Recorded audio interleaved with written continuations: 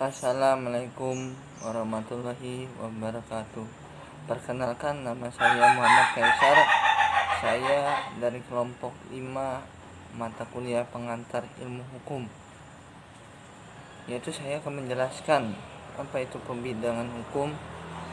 Yaitu pembidangan hukum di Indonesia dibagi menurut bentuk, isi, sifat, sumber, wujud, waktu, tempat berlakunya, cara mempertahankan berdasarkan kekuatan, isi yang diatur, dan cara pembentukannya. Yaitu yang pertama, pembidangan hukum menurut bentuk hukum tertulis atau status law atau written law. Hukum tertulis menjadi padanan bagi hukum perundang-undangan.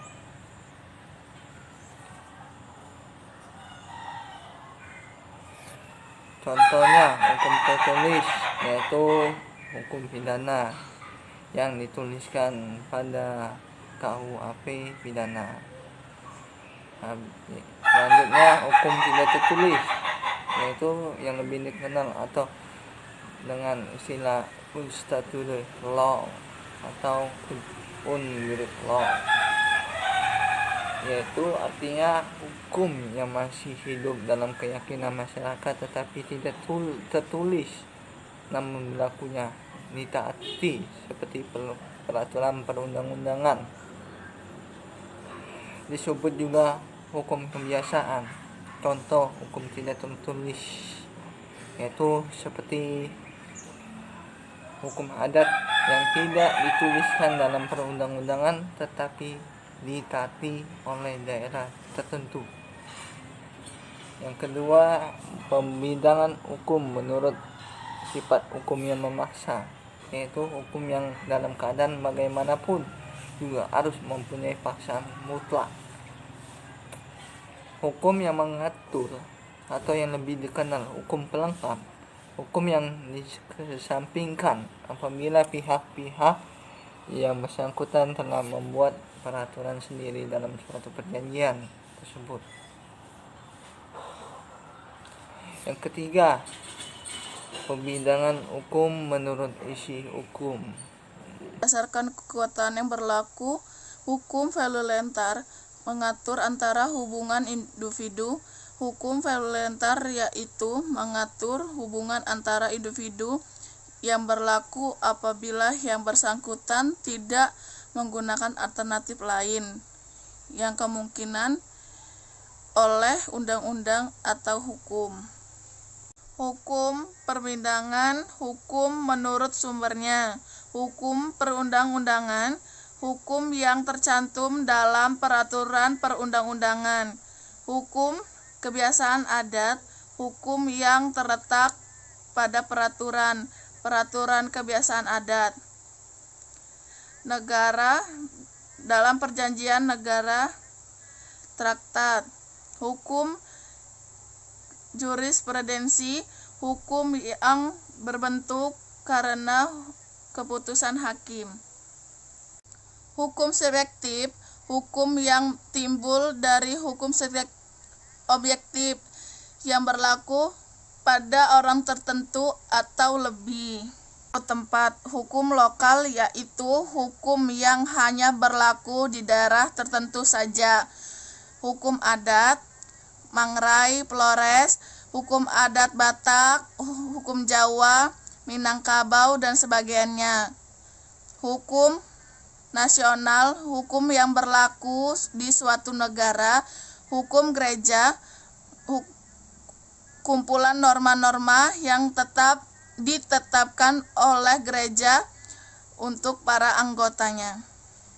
Yang ke-9 yaitu pembidangan hukum menurut waktu berlakunya, dibagi menjadi 3, yaitu ius constitutum, yaitu hukum positif yang merupakan hukum yang berlaku sekarang bagi suatu masyarakat tertentu dalam suatu daerah. Kemudian yang kedua ada ius constituendum, yaitu hukum yang diharapkan akan berlaku pada masa yang akan datang.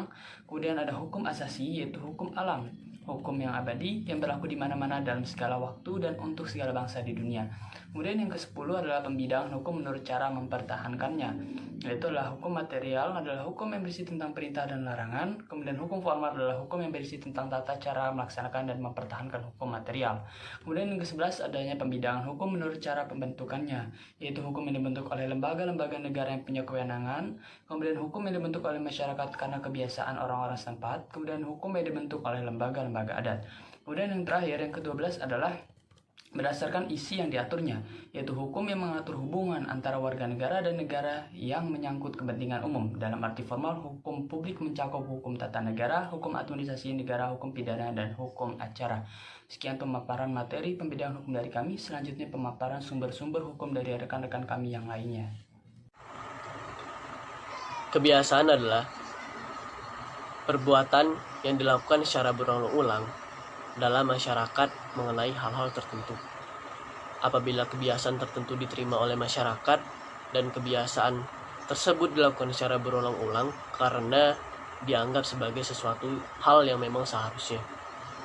Namun, ketika terjadi pelanggaran dari kebiasaan tersebut, maka akan dianggap sebagai pelanggaran perasaan hukum yang hidup dalam masyarakat tersebut. Untuk timbulnya hukum kebiasaan diperlukan beberapa syarat. Yang pertama adalah adanya perbuatan tertentu yang dilakukan secara berulang-ulang. Yang kedua, adanya keyakinan hukum dari masyarakat yang bersangkutan. Dan yang ketiga, adanya akibat hukum apabila kebiasaan tersebut dilanggar. Traktat atau perjanjian internasional adalah perjanjian yang dibuat di bawah hukum internasional oleh beberapa pihak yang utamanya adalah negara. Traktat pula dilakukan oleh dua negara atau lebih. Apabila dilakukan oleh dua negara, maka disebut sebagai perjanjian bilateral. Sedangkan apabila dilakukan lebih dari dua negara, maka disebut sebagai perjanjian multilateral. Dalam hal perjanjian negara, itu dibagi menjadi dua.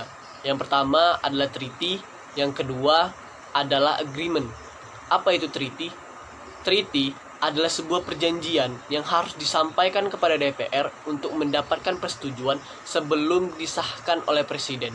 Sedangkan agreement adalah sebuah perjanjian yang mengandung materi lain yang hanya disampaikan kepada DPR untuk diketahui setelah disahkannya oleh Presiden. Material adalah sumber hukum. Materi selanjutnya adalah materi tentang sumber-sumber hukum. Sumber-sumber hukum sendiri dibagi menjadi dua, yaitu sumber hukum material dan juga sumber hukum formal. Sumber hukum formal ialah apa yang dimaksud sebagai tempat di mana ditemukan peraturan-peraturan hukum positif, yaitu menunjuk pada bentuk-bentuk peraturan dan ketetapan. Sedangkan sumber hukum material ialah apa yang dimaksud sebagai sumber hukum dalam pengertian sebagai hal-hal yang dapat mempengaruhi penguasaan dalam pembentukan hukumnya. Selanjutnya, ada beberapa asas berlakunya suatu undang-undang. Yang pertama, undang-undang yang tingkatannya lebih rendah tidak boleh bertentangan dengan undang-undang yang kedudukannya lebih tinggi dan mengatur hal-hal yang sama. Yang kedua, undang-undang yang bersifat khusus mengesampingkan undang-undang yang bersifat umum apabila undang-undang tersebut sama kedudukannya. Yang ketiga, undang-undang yang baru membatalkan undang-undang yang lama sejauh undang-undang itu mengatur hal yang sama. Yang keempat, undang-undang yang telah diundangkan dianggap telah diketahui oleh setiap orang. Selanjutnya, suatu undang-undang tidak berlaku lagi jika jangka waktu berlakunya yang telah ditentukan oleh undang-undang yang bersangkutan sudah habis, keadaan atau hal yang mana undang-undang itu dibuat sudah tidak ada lagi, dan undang-undang itu dicabut oleh instansi yang membuat atau instansi yang lebih tinggi, serta telah ada undang-undang baru yang isinya bertentangan atau berlainan dengan. 4. Jurisprudensi. Jurisprudensi adalah keputusan hakim yang memuat peraturan sendiri, kemudian diikuti dan dijadikan dasar keputusan oleh hakim yang lain dalam perkara yang sama.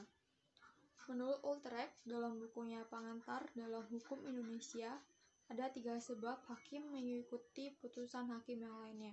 Pertama, sebab psikologis, kedua, sebab praktis, dan ketiga, sebab dirasakan sudah adil.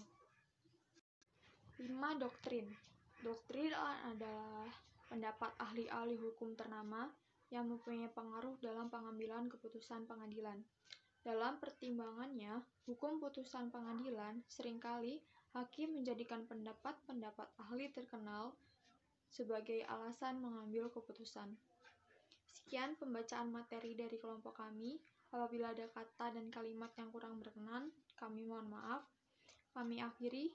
Wabillahi taufiq wal hidayah. Wassalamualaikum warahmatullahi wabarakatuh. Terima kasih.